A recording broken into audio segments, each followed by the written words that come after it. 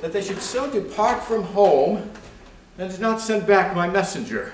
If I learned the night before there was no purpose in them of this remove. Hail to your lordship. Ha! Makes thou this shame thy pastime? No, my lord. He wears cruel garters. Horses are tied by the heads, dogs and bears by the necks, monkeys by the loins, and men by the legs. When a man's over lusty at legs, he wears wooden nether stocks. What's he that hath so much thy place mistook to set thee here? 'Tis both he and she, your son and daughter. No. Yes. No, I say. I say yea. No, no, they would not. Yes, they have. By Jupiter, I swear no. By Juno, I swear aye. They durst not do it. They could not, would not do it. 'Tis worse than murder to do upon respect such violent outrage. Resolve me with all honest haste, which way thou mightst deserve, or they impose this usage, coming from us. My lord, when at their home I did commend your highness letters to them, ere I was risen from that place that showed my duty kneeling, there came a reeking post, stood in his haste, half breathless, panting forth from Goneril his mistress' salutations. Delivered latter spite of intermission, which presently they read, on whose contents they summoned up their manies straight to course, commanded me to follow, weighed the leisure of their answer, gave me cold looks. Meeting here the other messenger, whose welcome I perceived had poisoned mine, being the very fellow that of late displayed so saucily against your highness. Having more man than wit about me drew, he raised the house with loud and coward cries. Your son and daughter found this trespass, with the shame which here it suffers. Winter's not gone yet, the wild geese fly that way. Fathers that wear rags do make the children blind, but fathers that bear bags shall see their children kind. Fortune, that errant whore, ne'er turns her key to the poor. But for all this, thou shalt have as many dolours for thy daughters as thou canst tell in a year. Oh, how this mother swells up toward my heart. Hysterica passio, down! Thou climbing sorrow, the elements below. Where is this daughter? With the Earl, sir, here within. Follow me not. Stay here. Made you no more offense but what you speak of. None. How chanced the king come with so small a train? And now it's been set in the stocks for that question, thou hast well deserved it. Why, fool? We'll set thee to school to an ant, to teach thee there's no labouring in the winter. All that follow their noses are led by their eyes, but blind men. There's not one nose among 20 but can smell him that's stinking. Let go thy hold when the great wheel runs down the hill, lest it break thy neck with following it. But the great one that goes up the hill, let him draw thee after. If a wise man give me better counsel, give me mine again, I would have none but knaves follow it, since a fool gives it. That sir which serves and seeks for gain and follows but for form will pack when it begins to rain and leave thee in the storm. But I will tarry, the fool will stay, and let the wise man fly. The knave turns fool, it runs away. The fool no knave could die. Where learned you this, fool? Not in the stocks, fool. Denied to speak with me. They're sick, they're weary, they've traveled all the night.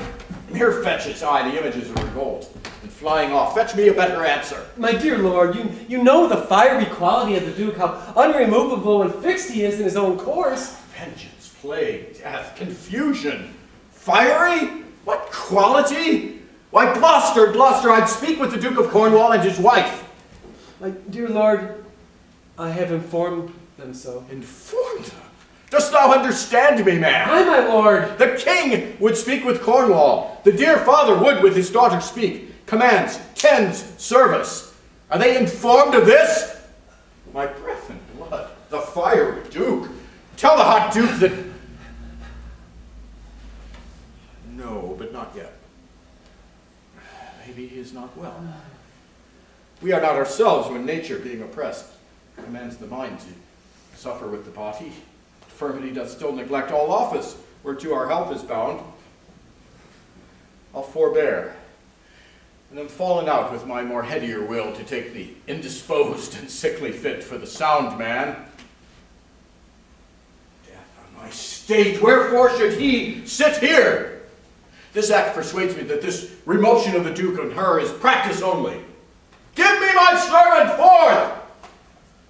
Go tell the Duke and his daughter I'd speak with them now, presently. Bid them come forth, or at their chamber door I'll beat the drum till it cries sleep to death. I would have all well betwixt you. My rising heart, but down. Cried to it, uncle, as the cockney did to the eels when she put him in the paste alive. She napped him with the coxcomb with a stick and cried, down, Watons, down. 'Twas her brother that in pure kindness to his horse buttered his hay.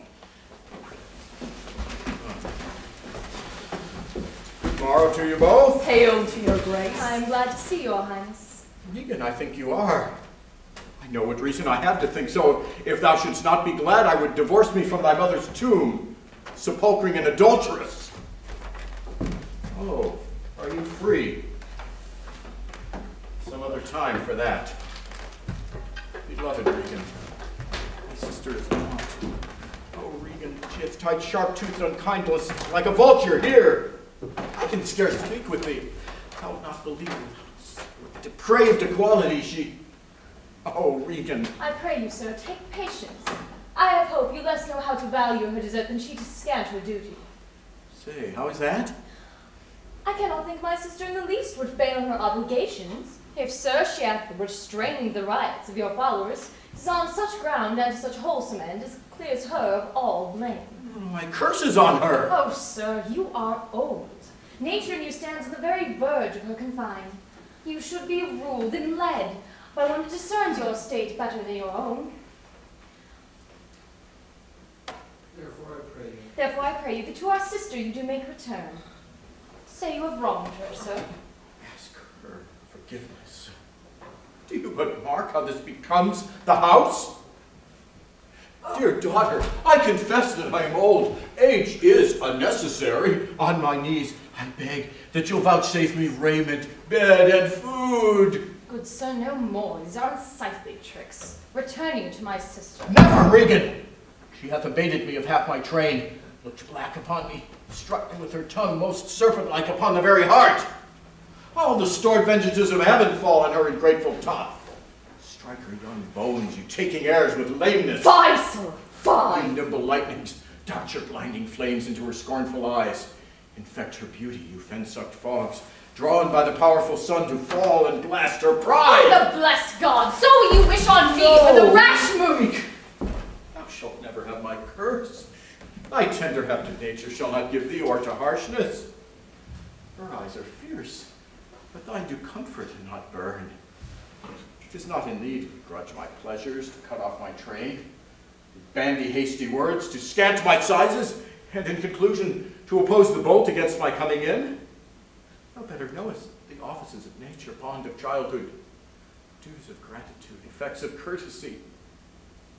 Thy half of the kingdom hast thou not forgot, wherein I thee endowed. Good sir, to the purpose. Who put my man in the stocks? What trumpet's that? I know it, my sister's. Disapproves her letter that she would soon be here.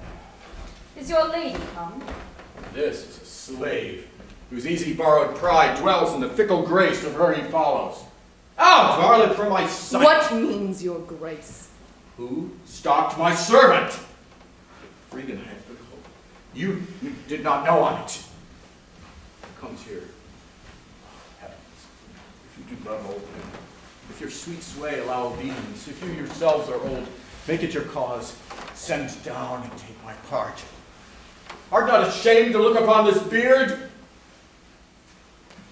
Oh, Regan, wilt thou take her by the hand? Why not by the hand, sir? How have I offended? All's not offence that indiscretion finds and dotage terms so. Besides, you are too tough. Would you yet hold? How came my man in the stock? I set him there, sir. But his own disorders deserved much less advancement. Did you? I pray you, father, being weak, seem so. If till the expiration of your month you will return and sojourn with my sister, dismissing half your train, come then to me. I am now from home, and out of that provision which must be needful for your entertainment. Return with her, and 50 men dismissed? No, rather I abjure all roofs, and choose to wage against the enmity of the air, to be a comrade with the wolf and owl, necessity's sharp pinch. Return to her? Why, the hot-blooded France, the dowerless, took our youngest born, as well be brought to knee his throne, and squire-like, pension beg to keep base life afoot. Return to her. Persuade me rather to be slave and sumpter to this detested groom. At your choice, sir. Really, daughter, do not make me mad. I will not trouble thee, my child. Farewell. We'll no more meet, no more see one another. Yet thou art my flesh, my blood, my daughter, or rather, a disease that's in my flesh, which I must needs call mine. Thou art a boil, a plague sore, an embossed carbuncle in my corrupted blood. Oh, but I'll not chide thee. Let shame come when it will, I do not call it. I do not bid the thunder-bearer shoot, nor tell tales of thee to high-judging Jove. Mend when thou canst. Be better at thy leisure. I can be patient. I can stay with Regan, I and my 100 knights. Not altogether so. I looked not for you yet, nor am provided for your fit welcome. Give ear, sir, to my sister. Those that mingled reason with your passion must be content to think you old. And so, but she knows what she does. Is this well spoken? I dare avouch it, sir. What, 50 followers? Is it not well? What should you need of more? Yea, or so many, so that both charge and danger speak against so great a number. How in one house should many people under 2 commands hold amity? 'Tis hard, almost impossible. Why might not you, my lord, receive attendance from those that she calls servants, or from mine? Why not, my lord? If then they chance to slack you, we could control them. If you should come to me, for now I spy a danger, I entreat you to bring but 5 and 20. To no more will I give place or notice. I gave you all! And in good time you gave it. Made you my guardians, my depositaries, but kept a reservation to be followed with such a number. What, must I come to you with 5 and 20, Regan? Said you so? And speak it again, my lord, no more with me. Those wicked creatures yet to look less wicked when others are favored. Not being the worst stands in some rank of praise. I'll go with thee. Thy 50 yet doth double 5 and 20, and thou art twice her love. Hear me, my lord. What need you 5 and 20? 10 or 5? To follow in a house where twice so many have a command to tend you. What need one? Oh, reason not the need! Our basest beggars are in the poorest things superfluous. Allow not nature more than nature needs. Man's life is cheap as beasts. Thou art a lady. If only to go warm or gorgeous, why nature needs not what thou gorgeous wearest, which scarcely keeps thee warm. For true need, you heavens give me that patience. Patience I need. You see me here, you gods, a poor old man, as full of grief as age, wretched in both. If it be you that stir these daughters' hearts against their father, fool me not so much to bear a taming. Touch me with noble anger, and let not women's weapons, water drops, stain my man's cheeks. No, you unnatural hags! I will have such revenges on you both that all the world shall. I will do such things. What they are, I know not yet, but they shall be the terrors of the earth. Oh, you think I'll weep? No, I'll not weep. I have full cause of weeping, that this heart shall break into 100,000 flaws, or ere I'll weep. Oh, fool! I shall go mad.